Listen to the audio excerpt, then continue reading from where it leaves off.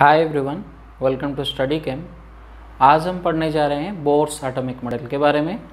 और आपको मैं पिछले क्लासेस में बताया था कि लाइन स्पेक्ट्रम ऑफ हाइड्रोजन के बारे में, और अभी हम पढ़ेंगे बोर्स एटॉमिक मॉडल। देखिए, पहले देख लेते हैं कि बोर्स एटॉमिक मॉडल का क्या क्या पोस्टुलेट्स था, और एक एक पोस्टुलेट्स को समझने के लिए कोशिश करेंगे और इससे क्या क्या हमको इन्फरेंस मिल सकता है।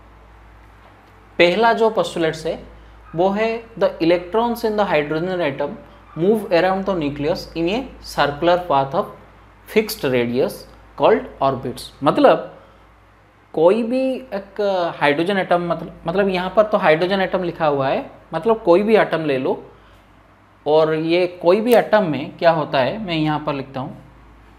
एक अगर ये एटम है और ये अगर न्यूक्लियस है, और इसमें सर्कुलर पाथ होता है, मतलब according to Bohr atomic model ये क्या होता है कि सर्कुलर, ऐसे सर्कुलर पाथ होता है, और इसी सर्कुलर पाथ में इलेक्ट्रॉन्स मूव करता है, और इसी सर्कुलर पाथ को हम बोलते हैं ऑर्बिट। चलिए, फर्स्ट पोस्टुलेट हो गया। और अभी सेकंड पोस्टुलेट में क्या कहता है, उस ऑर्बिट का एनर्जी के बारे में हमको बताता है, और ये बताता है the energy of the orbit does not change with time. मतलब ये जो ऑर्बिट में जो इलेक्ट्रॉन मूव कर रहा है, जो उसका एनर्जी कभी चेंज नहीं होता है। मतलब ये जो ऑर्बिट है वो स्टेशनरी ऑर्बिट्स बोला जाता है। ये ऑर्बिट्स को स्टेशनरी ऑर्बिट्स बोला जाता है। स्टेशनरी ऑर्बिट्स क्यों बोला जाता है? क्योंकि उसका एनर्जी टाइम के हिसाब से चेंज नहीं होता है। मेरे बात समझ में आ गई? इसको स्टेशनरी ऑर्बिट्स बोला जाता है, और इसको भी स्टेशनरी स्टेट भी बोलते हैं। और नेक्स्ट जो पॉइंट है, electrons undergo transition from lower state to higher state by observing energy and higher state to lower by emitting energy in the form of radiation. मतलब अगर कोई इलेक्ट्रॉन इस स्टेशनरी ऑर्बिट से लोअर ऑर्बिट से higher orbit को जाना चाहता है, या हायर ऑर्बिट से लोअर ऑर्बिट आना चाहता है, तो अगर लोअर ऑर्बिट से वो हायर जाएगा तो क्या करेगा? एनर्जी ऑब्जर्व करेगा। और हायर ऑर्बिट से अगर लोअर आएगा तो एनर्जी एमिट करेगा। और ये जो रेडिएशन ऑब्जर्व करेगा, कि मतलब एनर्जी ऑब्जर्व करेगा कि एनर्जी एमिट करेगा, ये फॉर्म ऑफ रेडिएशन पे भी होगा। मतलब इलेक्ट्रोमैग्नेटिक रेडिएशन आपको जो मैं पढ़ाया था, वो वाला वीडियो आप जाकर देख सकते हैं। उसका प्रॉपर्टीज़ क्या है, उसका वेवलेंथ वगैरह सब मैं पढ़ाया हूँ, और उसको जाकर देख सकते हैं। और उसी फॉर्म में, इलेक्ट्रोमैग्नेटिक रेडिएशन का फॉर्म में वो एमिट करेगा या ऑब्जर्व होगा। चलिए, और नेक्स्ट पॉइंट इसका है कि ये जो रेडिएशन ऑब्जर्व होगा कि एमिट होगा, उसका फ्रीक्वेंसी क्या होगा। देखिए, ये फ्रीक्वेंसी सिंपल से हम पता कर सकते हैं प्लांक्स क्वांटम थ्योरी से। देखिए, प्लांक्स क्वांटम थ्योरी हमको बताया था E = h/v बताया था हमको, और हमको एनर्जी चाहिए फ्रीक्वेंसी निकालने के लिए। और ये एनर्जी का हम कैसे निकालेंगे? एनर्जी E1 - E2 से निकालेंगे। मतलब E1 एक स्टेट का एनर्जी है, E2 और एक स्टेट का एनर्जी है, उसका डिफरेंस। मतलब जो स्टेट में इलेक्ट्रॉन ट्रांजिशन हो रहा है, उसी स्टेट्स का एनर्जी का डिफरेंस हमको लेना होगा, और उसके डिवाइड करना होगा किसी से, H, मतलब प्लांक्स कंस्टेंट से हमको डिवाइड करना है, और हमको मिल जाएगा उसका फ्रीक्वेंसी। और इस फ्रीक्वेंसी पे आप वेवलेंथ भी पता कर सकते हैं, और कौन सा इलेक्ट्रोमैग्नेटिक रीजन पे वो आएगा वो भी पता कर सकते हैं। चलिए, नेक्स्ट देखते हैं उसका एंगुलर मोमेंटम के बारे में। देखिए, एंगुलर मोमेंटम के बारे में बोर ने हमको क्या बताया। मतलब एंगुलर मोमेंटम, पहले एंगुलर मोमेंटम क्या है मैं आपको थोड़ा बता देता हूँ, आप फिजिक्स में और डिटेल में पढ़ेंगे। अगर कोई चीज सर्कुलर मोशन करता है, कोई चीज, यहाँ पर इलेक्ट्रॉन सर्कुलर मोशन कर रहा है, तो सबका एक एंगुलर मोमेंटम होता है। तो एंगुलर मोमेंटम क्या है? जैसे कोई भी पार्टिकल लीनियरली अगर मूव करता है, कोई भी पार्टिकल अगर लीनियरली मूव करता है, तो उसका भी एक मोमेंटम होता है, उसको बोलते हैं लीनियर मोमेंटम। उसको बोलते हैं लीनियर मोमेंटम। और अगर सर्कुलर मोशन में कोई पार्टिकल मूव कर रहा है, तो इसको बोलते हैं उसका जो मोमेंटम है उसको बोलते हैं एंगुलर मोमेंटम। और लीनियर मोमेंटम का फॉर्मूला आपको पता होगा, मास इनटू वेलोसिटी, और इसको पी भी डिनोट करते हैं, ये एक वेक्टर क्वांटिटी है। चलिए लीनियर मोमेंटम के बारे में, अभी एंगुलर मोमेंटम के बारे में थोड़ा देख लेते हैं। एंगुलर मोमेंटम का फॉर्मूला क्या है, आई इंटू ओमेगा, और ये आई को हम क्या बोलते हैं, moment of inertia, moment of inertia, और ये ओमेगा को बोलते हैं velocity, angular velocity, angular velocity. अभी हम यहां पे मोमेंट ऑफ इनर्शिया का फॉर्मूला डाल देंगे। आई का वैल्यू है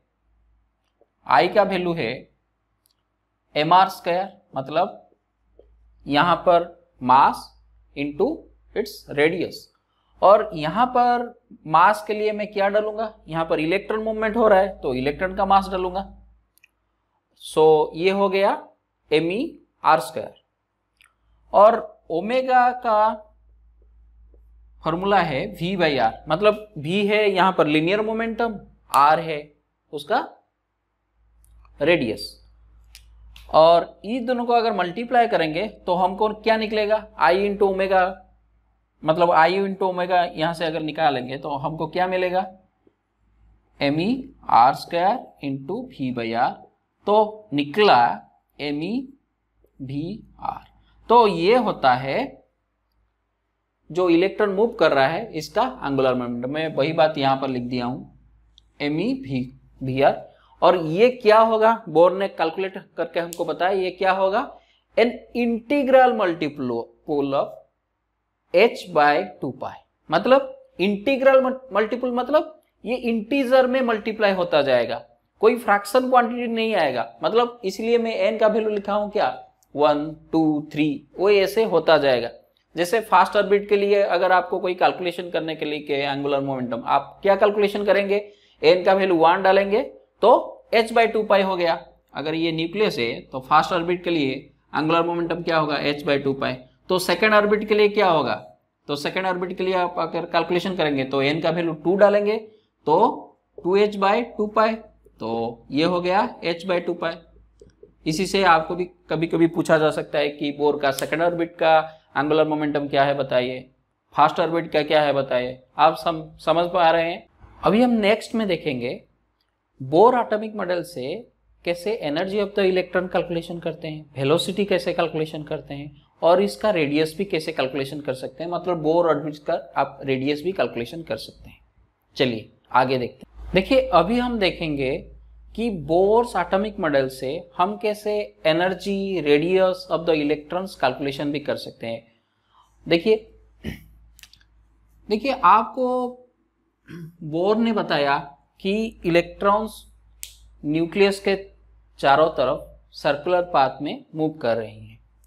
तो ये अगर न्यूक्लियस हुआ और ये इलेक्ट्रॉन्स एक मूव किया, तो ये इलेक्ट्रॉन्स यहाँ पर क्या मूव कर रहा है सर्कुलर पाथ में। तो कोई भी पार्टिकल जब सर्कुलर मोशन पे होता है तो बाहर की तरफ एक फोर्स पड़ता है। आपको मैं एक एग्जांपल देता हूँ कि आप देखे होंगे, अगर कोई आप एक स्ट्रिंग में, मतलब स्ट्रिंग का मतलब आप समझ रहे हैं, धागे में अगर कोई स्टोन बांधकर ऐसे घुमा रहे हैं, तो अगर वो धागा छूट जाता है, मतलब कट जाता है, तो वो जो पत्थर है वो बाहर की तरफ चला जाता है। तो ये किसके लिए होता है, क्योंकि ये सेंट्रीपेटल फोर्स के वजह से होता है। एक फोर्स बाहर की तरफ पड़ता है, उसको बोलते हैं सेंट्रीपेटल फोर्स। तो इलेक्ट्रॉन के ऊपर भी वो टाइप का फोर्स आता होगा। अभी मैं आपको एक क्वेश्चन मतलब पूछता हूं कि वीडियो को पॉज करके उस क्वेश्चन को सोचिए, उसके बाद मैं आंसर तो बता दूंगा यहाँ पे। देखिए ये जो न्यूक्लियस है वो पॉजिटिवली चार्ज है, आपको पता है ये पॉजिटिवली चार्ज है, और ये इलेक्ट्रॉन नेगेटिवली चार्ज है।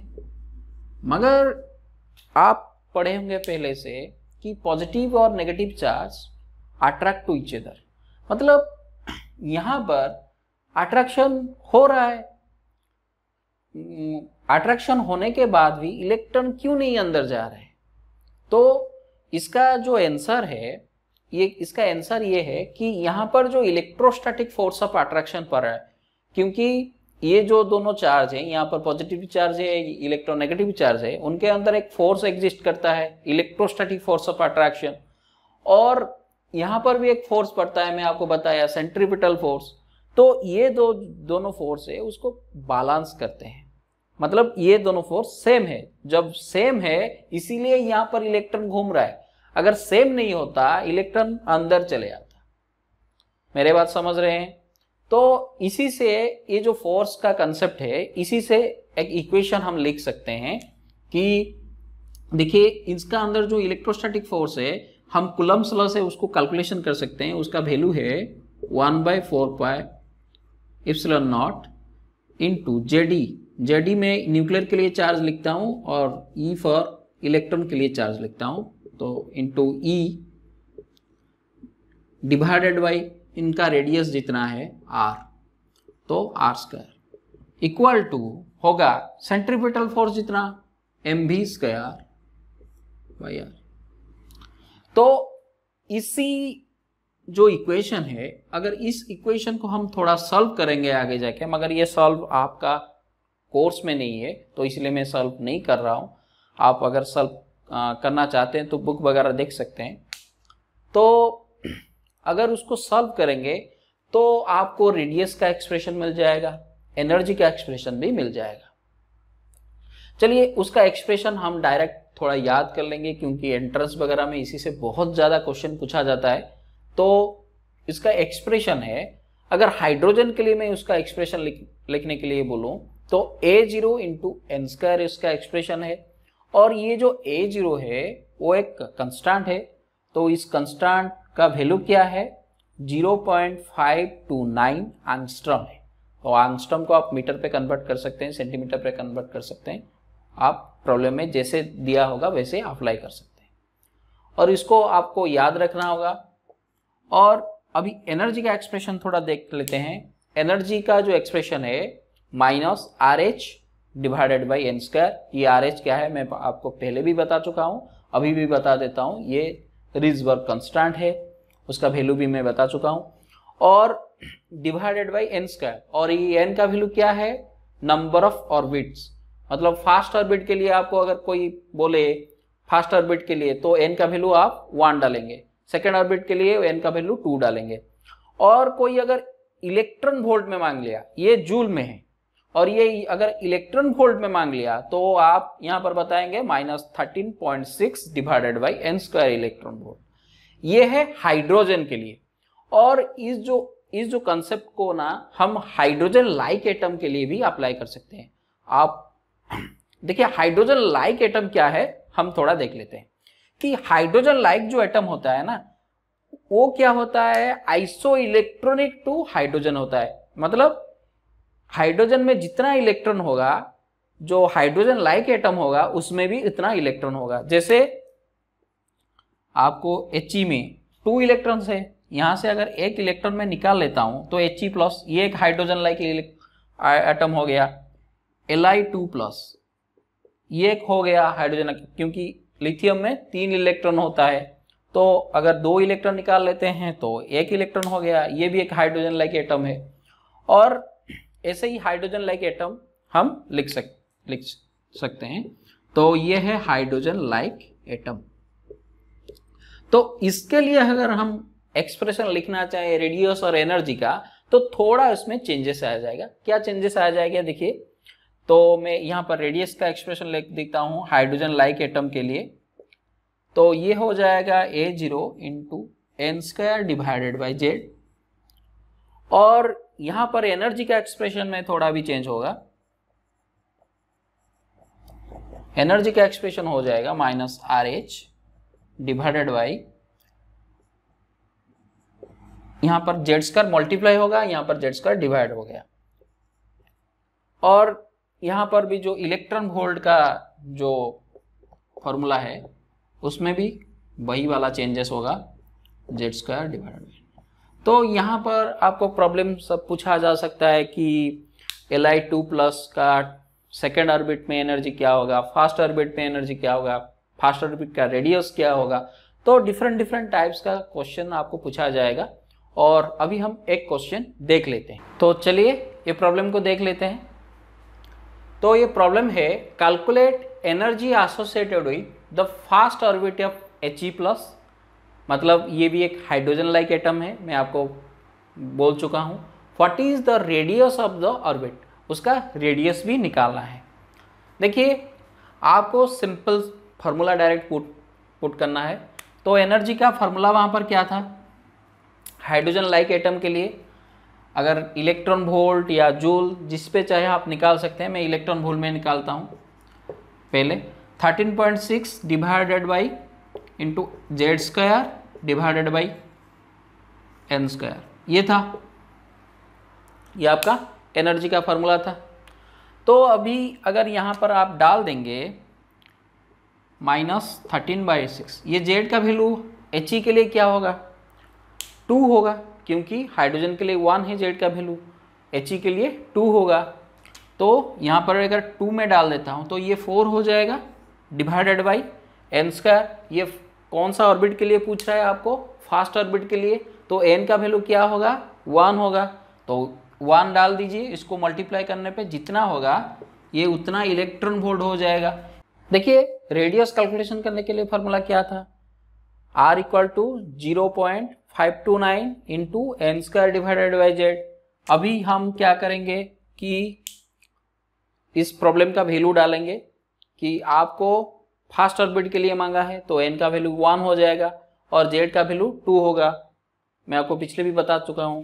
देखिए अभी उसका मैं डाल देता हूँ, इंटू 1 का स्क्वायर क्या होगा, 1 हो जाएगा, तो उसको लिखना जरूरत नहीं है, डिवाइडेड बाई 2 हो जाएगा। उसको डिवाइड करने पे जितना आएगा उसका आंसर हो जाएगा। देखिए बहुत सिंपल सा प्रॉब्लम है, आप इसको अगर याद कर लिए ये प्रॉब्लम आपके लिए चुटकी में हो जाएगा। चलिए आगे देखते हैं, बोर एटॉमिक मॉडल का क्या क्या लिमिटेशंस था। और मैं यहाँ पर एक बात रिक्वेस्ट करना चाहता हूँ, आप प्रॉब्लम करिए एनसीईआरटी का बुक में, जो डाउट होता है तो कमेंट बॉक्स में कमेंट करिए, मैं उसका जरूर रिप्लाई दूंगा। देखिए अभी देख लेते हैं बोर एटॉमिक मॉडल का क्या क्या लिमिटेशंस था। देखिए बोर एटॉमिक मॉडल का पहला जो लिमिटेशंस था वो क्या था कि हाइड्रोजन जो एटम में लाइन स्पेक्ट्रा जो होता था, अगर हायर स्पेक्ट्रोस्कोपिक टेक्निक आप यूटिलाइज करते हैं तो वो देखा गया कि एक जो स्पेक्ट्रा का एक स्पेक्ट्रल लाइंस वो क्या होता है कि वो भी स्प्लिट हुआ है, अंदर ही स्प्लिट हुआ है। अगर डबल में स्प्लिट हुआ है, मतलब 2 लाइंस अगर यहाँ पर है उसको बोलते हैं डबलेट। अगर 3 लाइन है ऐसे उसको बोलते हैं ट्रिपलेट। तो इसका जो कज ना ये बता नहीं पाया। नेक्स्ट है स्पेक्ट्रल लाइन भी मैग्नेटिक फील्ड का प्रेजेंस में भी स्प्लिट होता है और इलेक्ट्रिक फील्ड का प्रेजेंस में भी स्प्लिट होता है। देखिए मैग्नेटिक फील्ड का प्रेजेंस में जो स्पेक्ट्रल लाइन स्प्लिट होता है उसको बोलते हैं जीमैन इफेक्ट, और इलेक्ट्रिक फील्ड में जो स्प्लिट होता है उसको बोलते हैं स्टार्क इफेक्ट। ये इसको भी बता नहीं पाया। और वही बात मैं यहाँ पर लिखा हूँ, it enable to explain splitting of spectral lines in presence of magnetic field that is Zeeman effect and presence of electric field that is Stark effect. चलिए नेक्स्ट पॉइंट देख लेते हैं, it can not explain the chemical bonding. मतलब hydrogen atom में कहीं पर भी बोला नहीं गया एटम आगे जाकर मॉलिक्यूल्स फॉर्मेशन करते हैं और ये मॉलिक्यूल्स भी केमिकल बॉन्डिंग वहाँ पर होता है, आटम के भीतर बॉन्डिंग होता है, इसके बारे में कोई भी इंफॉर्मेशन नहीं था। तो ये सब था बोर एटॉमिक मॉडल का लिमिटेशंस। और हम आगे जाएंगे थोड़ा और ये बोर एटॉमिक मॉडल को डिस्कस किया गया और जो क्वांटम मैकेनिकल मॉडल के बारे में अभी आगे पढ़ेंगे और उसके लिए 2 थ्योरी भी पढ़ेंगे, जैसे Heisenberg uncertainty principle and dual nature of matter, मतलब डी ब्रोगली हाइपोथेसिस, इसके बारे में भी पूरा डिटेल पढ़ेंगे। चलिए thank you for joining to me. Please subscribe my channel. Bye bye.